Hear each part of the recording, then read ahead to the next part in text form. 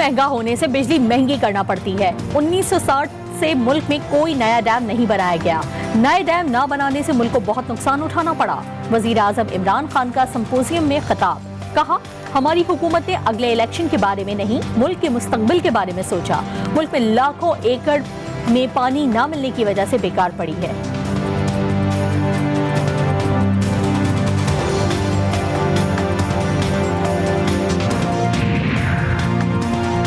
Opposition की हुकूमत मुखालिफ तहरीक से निमटने के लिए वजीर आजम भी मुतहरिक। तहरीक इंसाफ की सेंट्रल एग्जीक्यूटिव कमेटी का इजलास आज होगा।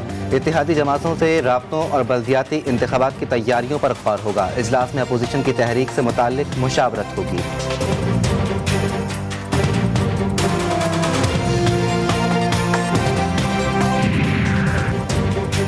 इमरान खान की वजह से सारे चोर इकट्ठे हो गए। नवाज शरीफ और इसहाक डार में इतनी जुर्रत नहीं कि वो वापस आकर केसेस का सामना करें।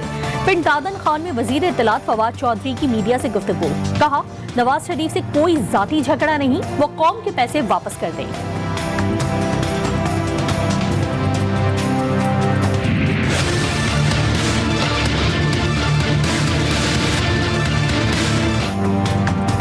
खैबर पख्तूनख्वा में बल्दियाती इंतखाबात के पहले मरहले के ज़िमनी इलेक्शन में 66 तहसील और सिटी काउंसिल्स के गैर सरकारी और गैर हतमी नताइज सामने आ गए। नताइज के मुताबिक जमीयत उलमा इस्लाम फे 23 नशिस्तों के साथ सबसे आगे है। पाकिस्तान तहरीक इंसाफ 18 नशिस्तें लेकर दूसरे नंबर पर रही।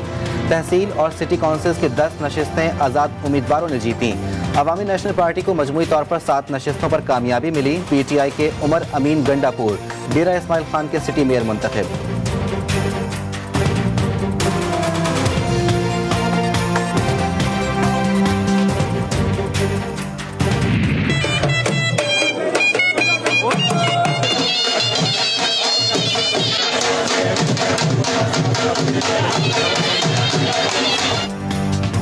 उमर अमीन गंडापुर की कामयाबी पर वफाकी वज़रा और पार्टी रहनुमाओं की मुबारकबाद। मौलाना फजलुर रहमान पर शदीद तनकीद। असद उमर ने कहा कि अपना घर संभल नहीं रहा और मौलाना हुकूमत गिराने निकले हैं। शहबाज गिल ने कहा कि फजलुर रहमान को अपने ही घर से अदम एतमाद का सामना करना पड़ गया। फारूक हबीब ने लिखा कि DI खान के अवाम ने मौलाना पर अदम एतमाद कर दिया। सेनेटर फैसल जावेद का कहना था कि माजी से सीखते हुए PTI का भरपूर कमबैक।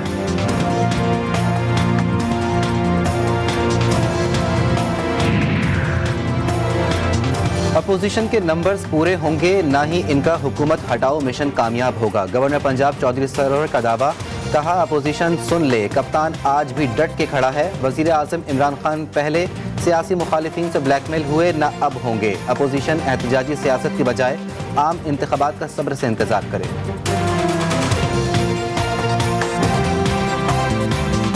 मियां चुन्नू में तशद्दुद से हलाक केस की तहकीकात में अहम पेशरफ्त सामने आ गई। पुलिस ने बलवे के मरकजी मुलजिम को गिरफ्तार कर लिया। 85 मुश्तबा अफरादी ज़ेर हिरासत। गिरफ्तार मुलजमान के मुकदमात दर्ज। दहशतगर्दी और संगीन जराइम की दिफात लगा दी गई। CCTV फुटेजेस की मदद से मजीद मुलजमान की गिरफ्तारी और शनाख्त का अमल जारी।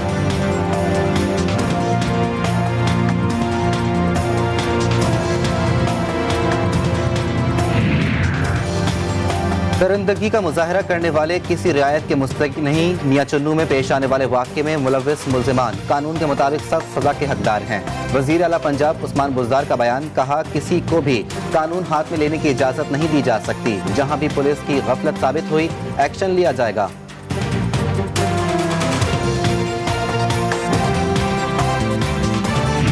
नवाब शाह की तहसील काजी अहमद के करीब फायरिंग से जामबहक 5 अफराद के वुरसा का लाशों समेत धरना जारी। मुजाहिरीन ने सिंध को पंजाब से मिलाने वाली कौमी शाहराह ब्लॉक कर दी। नेशनल हाईवे पर गाड़ियों की लंबी कतारें लगी हुई हैं। मुजाहिरीन का कहना है कि मुल्ज़िमान की गिरफ्तारी तक धरना जारी रहेगा।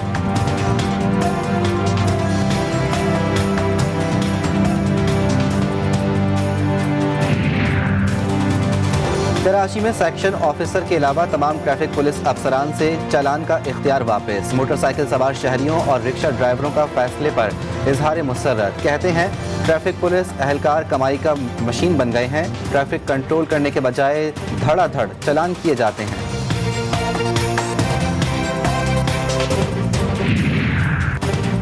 कराची में गैर जरूरी चालान रोकने के लिए सिर्फ सेक्शन ऑफिसर को चालान करने का इख्तियार 1 हफ्ते के लिए दिया गया है। एडिशनल आईजी कराची गुलाम नबी मेमन का बयान, कहा चालान करके रेवेन्यू कलेक्शन के दौरान पुलिस वालों की ट्रैफिक के मामला से तवज्जो हटी हुई थी। रवां हफ्ते के दौरान वाज़ेह हिकमत अमली तैयार कर ली जाएगी।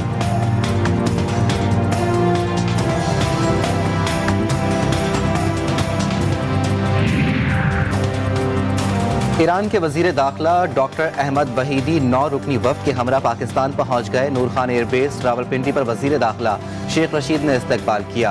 ईरानी वजीर दाखिला वजीर आज़म इमरान खान से मुलाकात करेंगे। पाक ईरान बॉर्डर मैनेजमेंट, कैदियों के तबादले से मुतालिक उमूर पर तबादला ख्याल होगा।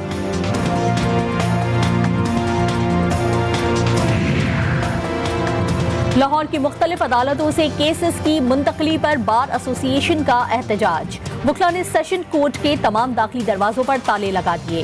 तालाबंदी के बायस जजेस, अदालती अमला और साइलीन मुश्किलात का शिकार।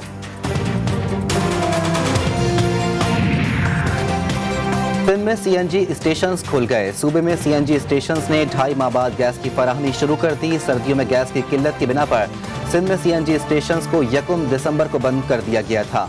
गैस सिर्फ उन सीएनजी स्टेशंस को फराहम की जाएगी जो RLNG पर चल रहे हैं।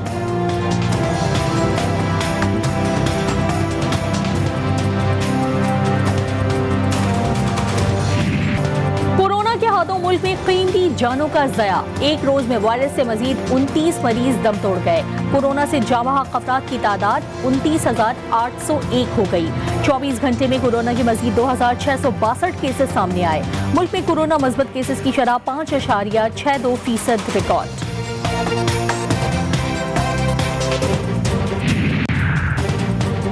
पाक बहरिया के जहाज PNS असलत का रीजनल मैरीटाइम सिक्योरिटी पेट्रोल पर तैनाती के दौरान ओमान का दौरा।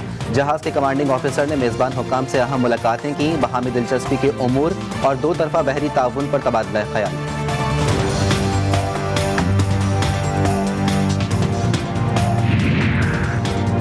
अमरीका रूस तनाज़ा मजीद बढ़ गया। रूस और यूक्रेन पर जंग के बादल मंडलाने लगे। रूस ने यूक्रेन को 3 समतों से घेर लिया। बाखबर जराए का दावा।